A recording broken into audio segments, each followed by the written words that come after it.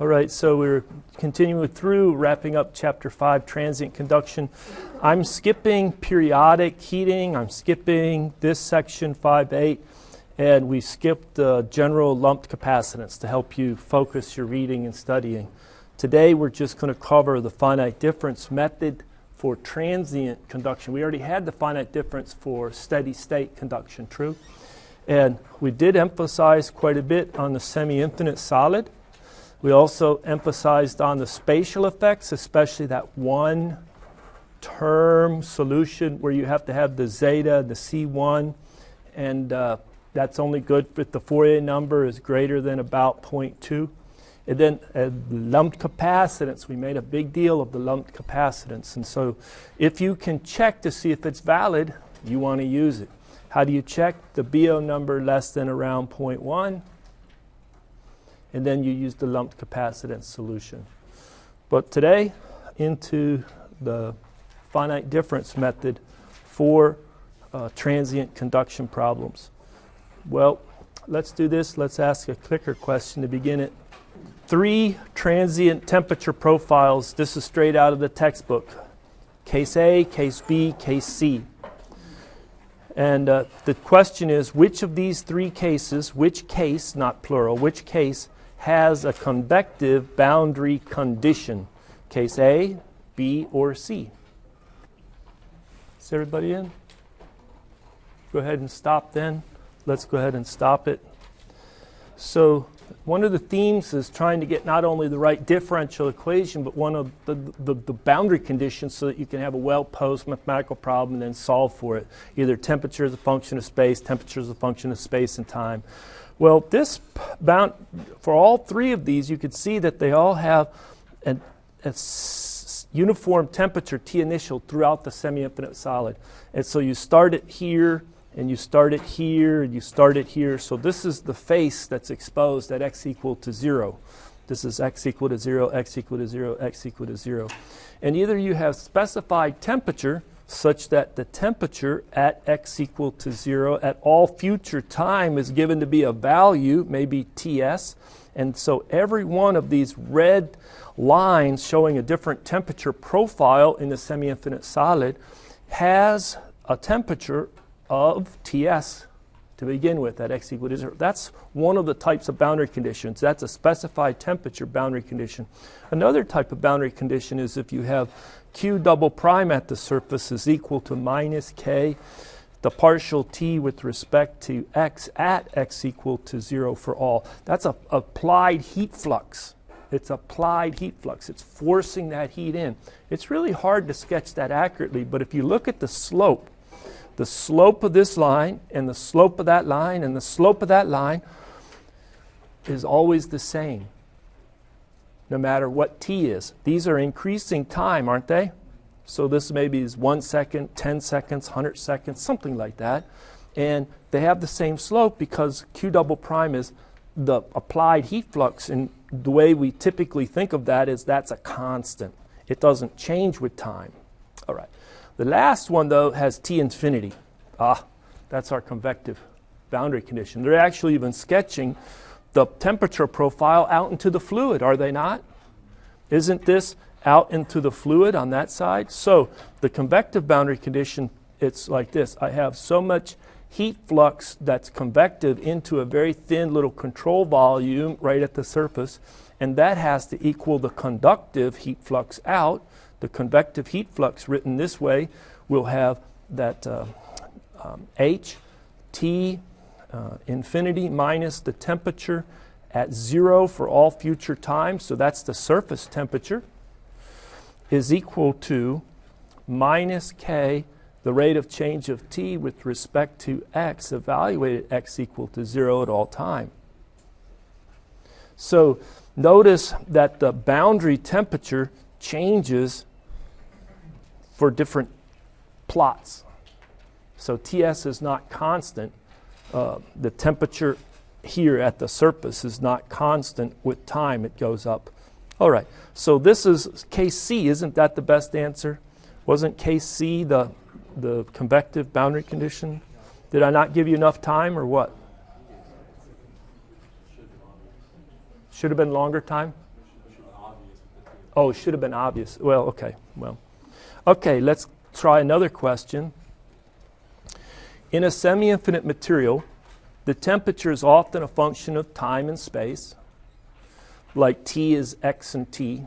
Temperature is a function of space and time. And is related to an error function. Hey, we had the hyperbolic function and Bessel functions and sinusoidal and exponential, but this is the error function. What is the value of the error function at a value x equal to 10? Is it 0.001 or less? Near 0.01, 0.1, near 1, or 10 or greater? What is the value of that error function? Is everybody in? Everybody in?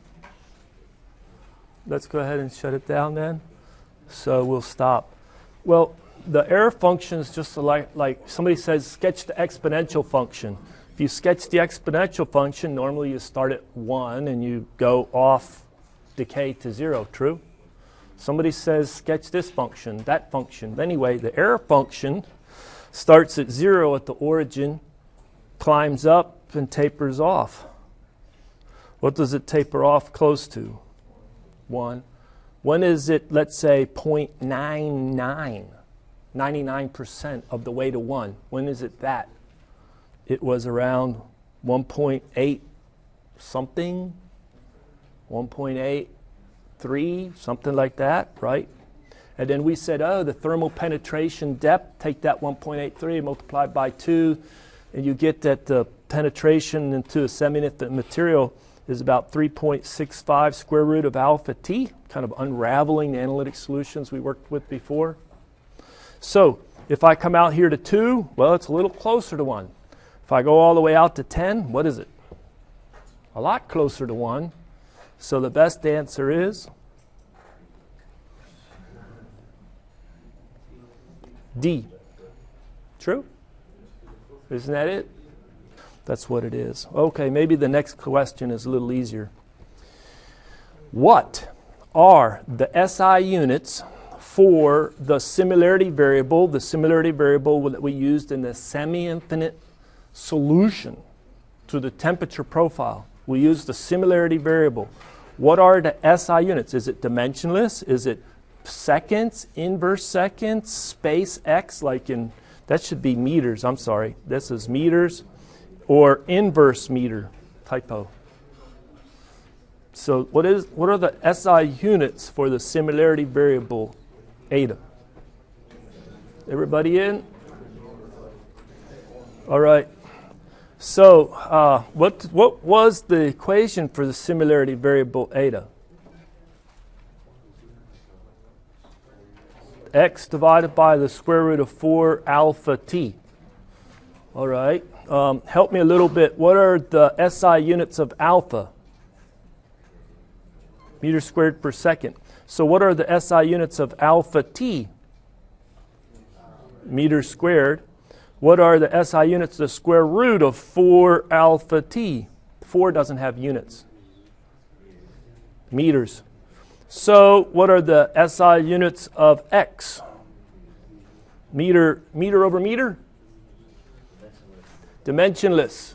Dimensionless. Remember, I made a big deal of saying, if I'm going to take the exponential of a number a, guess what? That a needs to be dimensionless. If I'm going to take the error function of eta really needs to be dimensionless. So what was the best answer for this one? Dimensionless. Very good. Now let's do this one. The error function, ERF of x, is sometimes called the blank error function.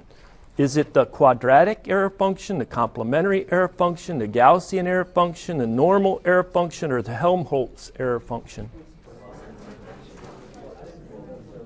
Everybody in? Let's go ahead and stop it then.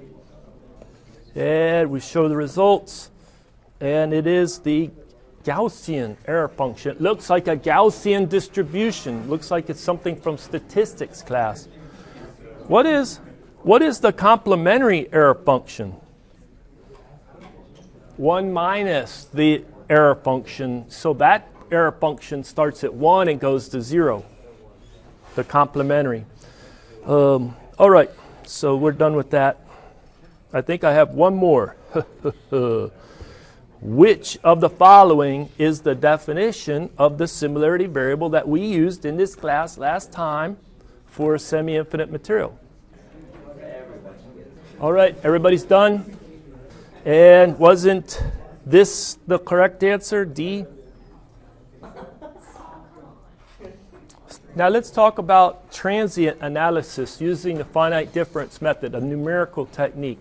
And what I'm going to do is I'm going to set it up a little different. I'm going to talk about a solid here that extends from x, well here, x goes from 0 to L, all right? And this is well-insulated boundary condition right here, all right? And I'm going to put some nodes on this system. Put a node here, then maybe move over, node there, node there, node there, node there. And I don't want to be tricky and make delta x change as I move through the mesh. Just make delta x constant. So isn't that the spacing, delta x? So I just made this up. How many nodes do I have? 1, 2, 3, 4, and 5 nodes. So I have 5 nodes for this finite element mesh. What we're going to do is we're going to think about tracking or computing the temperature at each one of those nodes at different time levels, at different time increments. I'm going to talk about the temperature at node 1 at time p. I think that's what the book uses. And then the temperature at node 1 at time p plus 1, the next time level. Because we use subscripts to say where it's spatially, superscript to say where it's temporally, where it's at in time, what time level it's at. You may want to predict maybe, I don't know, you may want to put space going this way and say the space location of 0, and then this one is, I don't know, delta x, and then 2 delta x, and 3 delta x, and then 4 delta x, right? Wouldn't that be node 5, 4, 3, 2, 1? Those would be my 5 nodes, my node, my x location, and then maybe I put in the temperature at time 0, the initial temperature. Maybe the whole material starts at hot 85 degrees C. 85, 85, whoops, 85, 85, and 85. All right. And what I want to do is I want to go to time. This is like time running this way. That's starting time, then maybe delta t time, and then 2 delta t time, etc. See what we're doing? And maybe I want to predict the temperatures at future times, one time step. So this is p equal to 0, then the 1, then the 2, then p equal to 3. See how we're doing that? Okay. How do we solve for the temperature at each of these 5 nodes at future times? Well, we come in here and we introduce the area, a surface between the two. True? And then we say, what's the real estate or what's the volume associated with node 1, and then node 2, and then node 3, and then node 4, and then node 5. And here's I'm just kind of sketch it like this, even though it's a one-dimensional problem. That would be the area associated with node 1. How about for node 3? Wouldn't it be that much? Can you see that node 3 has a larger area? What is it? Twice, isn't it? To get the ability to calculate temperatures in the future numerically for this problem, what we want to do is do an energy balance for each of those nodes. But it's not just steady state. What can come in, there can be a net inflow of heat, and that will cause the energy to go up, the temperature to go up. So you go back, you say, what's What's the time rate of change of the energy in that control volume is equal to the sum of all the Q's in. What's the flowing in? Let's do it for an interior node first. Then we'll do it for a surface node. Like node 1 is a surface node. And then maybe node 5 as an insulated node. It's a symmetry node. So if we do it here for node 3, what do I have? I have conduction in from 4, conduction in from 2. It's a semi-infinite material, so I have no convection, at least for node 3. And what do I have? I have the mass of node 3, the specific heat of the material at node 3, times the time rate of change of the temperature at node 3 is equal to the Q in from 4. That will be K area to length T4 minus T3 plus K area to length T2 minus T3. So those are my two conduction flows in. What is the mass associated with that node? What is this right here? Isn't that delta X? The mass is going to be the density times the volume associated with it. The volume is delta X times A. What's A? Just that area. Delta X times A. So this is C, and then I'm going to think of the temperature at node 3 at the future time step, P plus 1, minus the temperature at node 3 at the current time step, P, all that divided by delta T. I approximated the time derivative at node 3. Now, this is equal to the K, the A over L. I'm just going to put them like this. I'm going to put T2 minus 2T3 plus T4. I think you see that little algebra cleaning it up there. If you have an explicit method,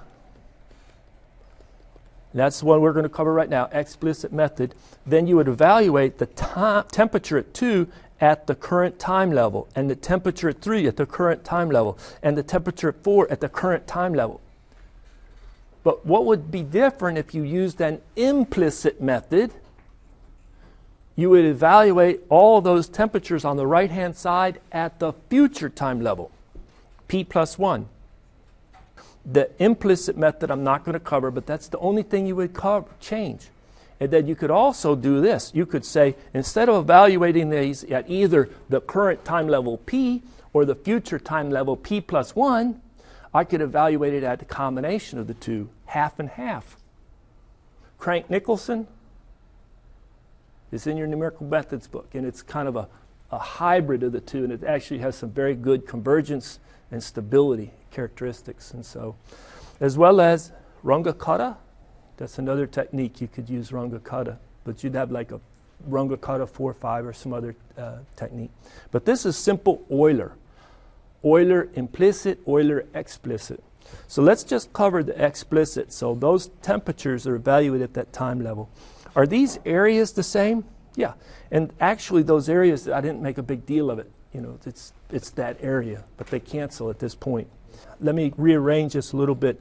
I'm going to put the K over rho C, and we'll put this L right here. I forgot. That's a delta X, isn't it? That's the distance traveled between the two nodes for the conduction between them. It's A over the delta X. So then we're going to pick up delta X squared, and then we're going to have a delta T, and that all multiplies the T2, and well, let me keep it like this, minus 2T3 plus T4. All of this is at P, P, P. And then what do we have on this side? We have T3 at P plus 1 minus T3. Trying to do colors here. T3 at P. Do you understand that one? You see the little rearranging, the algebra? What is the property K over rho C called? Thermal diffusivity, given the symbol alpha. All right. So we have alpha times delta T divided by delta X squared. That looks like, the Fourier number, which we learned already in this chapter is alpha t over L squared, isn't it? Now, it's kind of funny. They're going to say, oh, Fourier number is alpha delta t over delta x squared. And then you're going to say, which one is the Fourier number? They're not consistent. This is the numerical Fourier number for the discretized system. I like to put an additional subscript on it. This is the numerical or discretized Fourier number. Okay? All right. So what you get when you're done is you get that the temperature at node 3 at the next time level is the Fourier, well, let me do it this way. Fourier number times T2 minus 2 Fourier number minus 1 T3 plus T4. And these are all at the new time level, the old time level, the old time level, and the old time level. Let me look at my notes quickly to see if I messed that up. Well, I can get rid of this minus sign here and switch that so I get plus 1 minus the Fourier number. Isn't that a little cleaner? So there you go. And this is, I forgot the Fourier number there. So this would be the type of equation you'd see used in the solution as you step through. So sometimes they'll even show a little stencil or template. They'll say, if I'm interested in calculating the temperature at this node right here, T3 at the next time level, I'll use the value of T2 at the previous time level, T3 at the previous time level, T4 at the previous time level, and that's how I march forward. The little stencil that marches it through. So if I wanted to calculate it at this node right here, it would be using those 3 and those 3 only to calculate that one. See how the equation works out? Now, you have to be careful, and we're going to do that now for node 5. Well, let me copy this, and then we're going to do it for node 5. Edit, copy, go to a new page, edit, paste. All right, it's really not that hard for node 5, but let's do it carefully. What do we have? We have the density specific heat times delta x over 2 times the area is the volume. It's delta x over 2 times the area for the volume of node 5. This is all node 5. And then we have T5 minus T5 divided by delta T. This is at the P plus 1 and the P level is equal to, and I only have one conduction in, true? So it's going to be K, the area divided by delta X times T4 minus T5. So we're going to get the equation for T5 at P plus 1 equal to, then I have that Fourier number, the areas cancel, 2 times the Fourier number times T4 plus 1 minus 2 Fourier number T5 evaluated at P and evaluated at P. This is at P and time P. That's a bad looking X. No, that's a bad looking time. Let me pause. Does that look okay? All right, the next one that I need to do is for node 1. And what's happening at node 1? You could have that the specified temperature forces 1 to jump up. You could have the heat flux at 1 is being applied, or you could have the convective boundary condition at 1. Let's say at 1 we have a convective boundary condition, so you need to know H and T infinity, true? Let me copy it. I'll just copy it and go to another page. All right, so for node 1, we do the energy balance. What does it look like? We have the density, the specific heat, then the area times delta X divided by 2 for the volume. Then we have the temperature at 1 minus the temperature at 1 divided by delta T at the time level P plus 1 P. All right, equal to. Now, we're going to have flow in from 2 to 1. So I'm going to have T2 minus T1, and we're going to have K A divided by delta X at level P and level P. All right. And then what are we going to have? Flow in from convection. See, this was the conduction in. Now we're going to model convection coming in.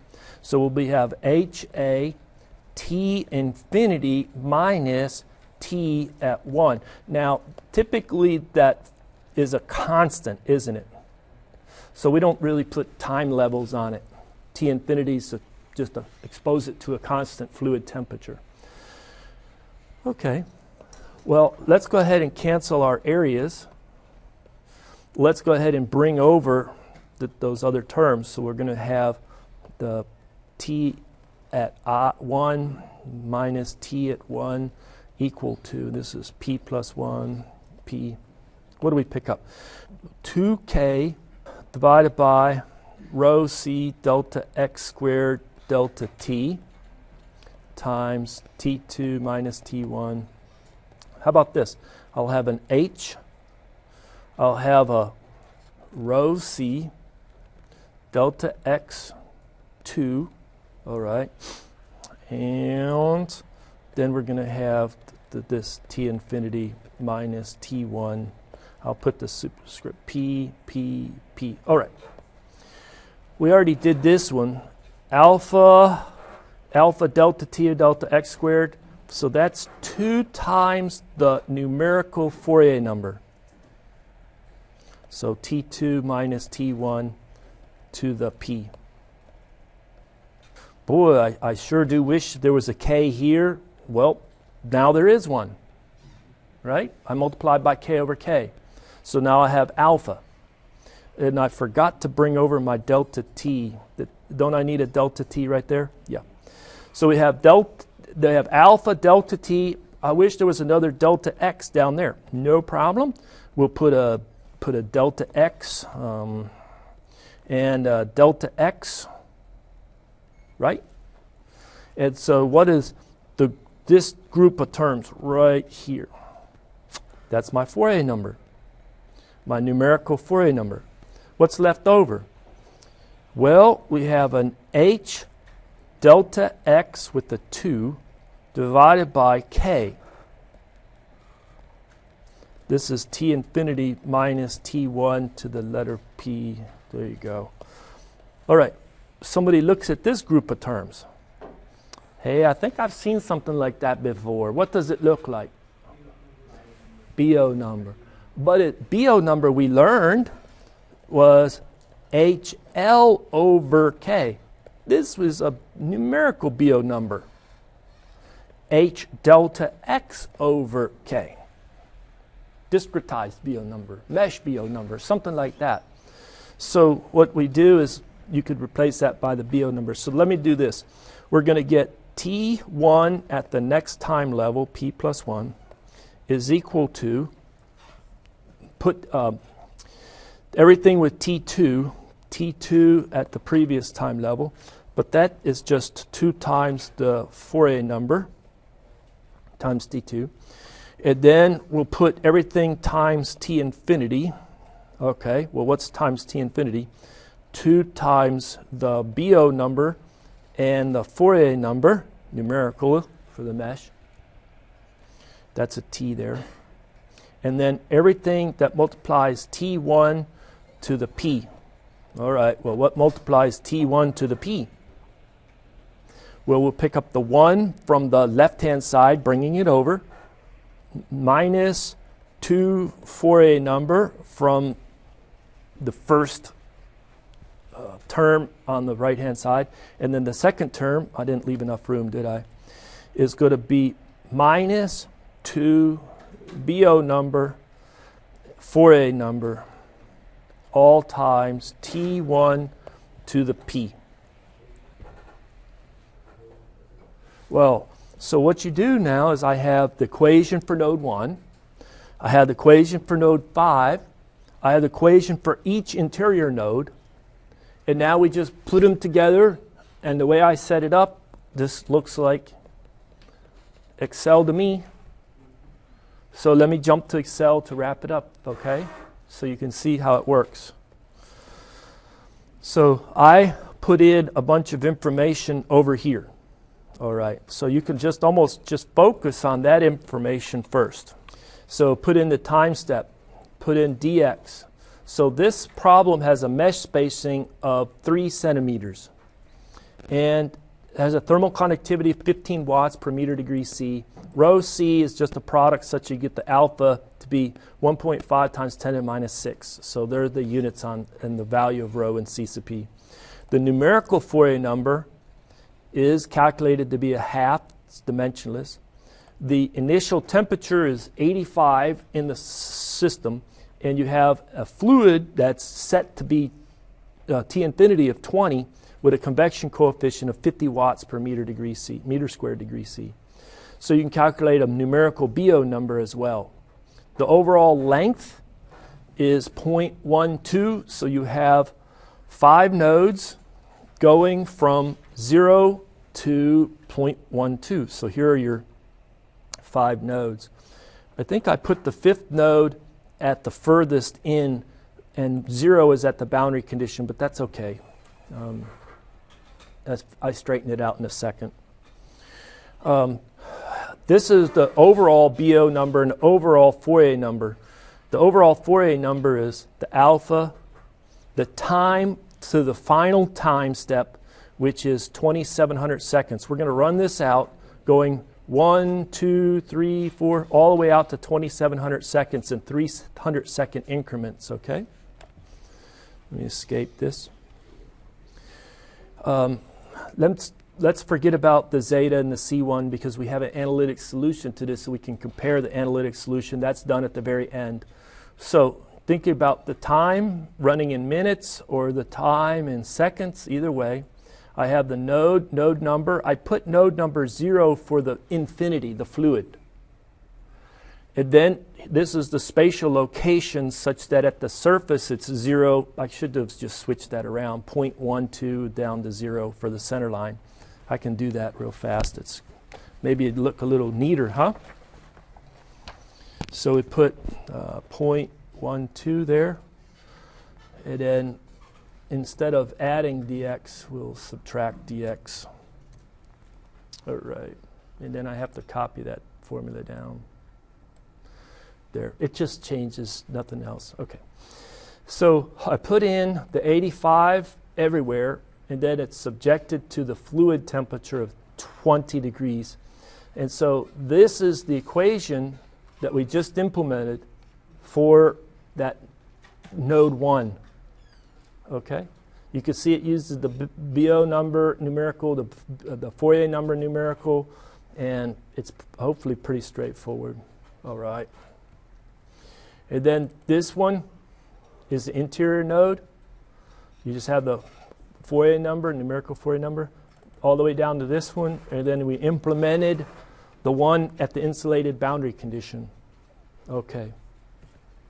So you take that population, just drag it across, and you can get your numerical solution. Notice that the solution out here can be compared with the analytic solution, and the analytic solution then comes from what? Well, the first term, as long as the Fourier number is greater than 0.2, the overall Fourier number is 0.28, blah, blah, blah, so it looks good. We have to calculate zeta. Now you can go and interpolate in a table, or you can use the transcendental function zeta times tangent of zeta minus the BO number that here is equal to 0, so you solve for that root. And I solved for that root, and there's the root. If you care to see how that's done, all you do is under data, go under goal seek, and it's a built-in feature that says that cell needs to be made equal to 0.